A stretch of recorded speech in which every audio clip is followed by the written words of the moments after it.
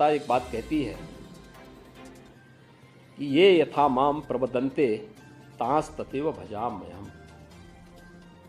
यानी श्रीमद् भगवत गीता में भगवान कहते हैं कि जो मुझे जिस दृष्टि से देखता है, जिस रूप में भजता है, मैं उसको उसी रूप में दिखाई देता हूँ। जिसने जिस रूप में प्रयागराज को देखा, महाकुंभ को जिस रूप में देखा, उसको वही दर्शन वहाँ हुए।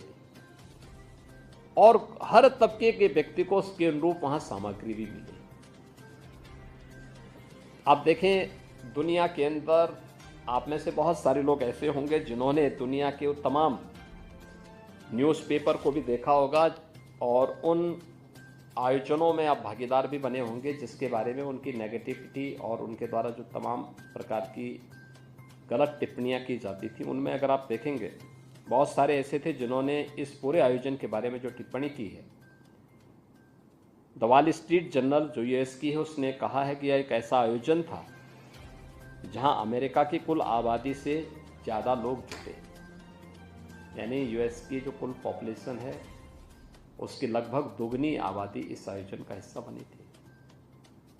बीबीसी ने कहा कि महाकुंभ मानवता का सबसे बड़ा समागम था। बीबीसी की टिप्पणियां हर व्यक्ति जानता है। एक्सप्रेस ट्रिब्यून ने यह विश्व का सबसे बड़ा धार्मिक समारोह था। द न्यूयॉर्क टाइम्स ने लिखा है कि आयोजन न केवल श्रद्धालुओं और पर्यटकों, यानी इस आयोजन में न केवल श्रद्धालु और पर्यटक ही नहीं बल्कि नेता और हस्तियां भी पहुंची। राइटर्स ने लिखा यह डिजिटल कुंभ था जिसमें व्यवस्था बनाने के लिए तकनीक का बेहतरीन इस्तेमाल किया गया था। हमने डिजिटल टूरिस्ट मैप भी जारी किया था। अगर किसी श्रद्धालु को कहीं जाना है तो उसके लिए उस प्रकार की व्यवस्था, QR कोड को डाउनलोड करिए, आप उसके माध्यम से वहाँ तक पहुँच सकते हैं। टॉयलेट की पोजीशन क्या है, आप उसके माध्यम से जानकारी ले सकते हैं। हम लोगों ने इसके अलावा वहाँ पे सुरक्षा के लिए भी इसका बेहतरीन इस्तेमाल किया था। 2700 कैमरे थे जो 360 डिग्री तक जिनका इस्तेमाल किया जा सकता था। और integrated command and control centre से हम लोगों ने एक की मॉनिटरिंग की, ट्रैफिक मैनेजमेंट का हो या फिर सिक्योरिटी का हो। हम लोगों ने एंटी ड्रोन सिस्टम के साथ पूरे कुंभ क्षेत्र को कवर करके रखा था। कोई भी ड्रोन बिना परमिशन के वहां उड़ नहीं सकता था और इसके लिए पहली बार किसी आयोजन में एंटी ड्रोन सिस्टम का इस्तेमाल किया गया था। द गार्डियन ने लिखा है कि यह पर्वों का पर्व था। लोगों की उमंग और उत्साह चरम पर रहा।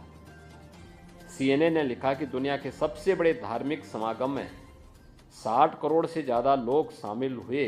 यह आस्था की अभिव्यक्ति की शानदार नज़ारा है। और यूनेस्को ने लिखा है, यूनेस्को के जो डायरेक्टर थे टिम कर्टिस, उन्होंने भी एक बयान इस पर जारी किया था। वे स्वयं महाकुंभ के आयोजन में भागीदार बने थे। उन्होंने भी इस बारे में लिखा कि यूनेस्को ने 2019 में कुंभ मेले को मानवता की अमूर्त सांस्कृतिक धरोहर के रूप में मान्यता दी। इससे पहले 2023 से इसके सामाजिक, आर्थिक और पर्यावरणीय प्रभावों की निगरानी की जा रही थी।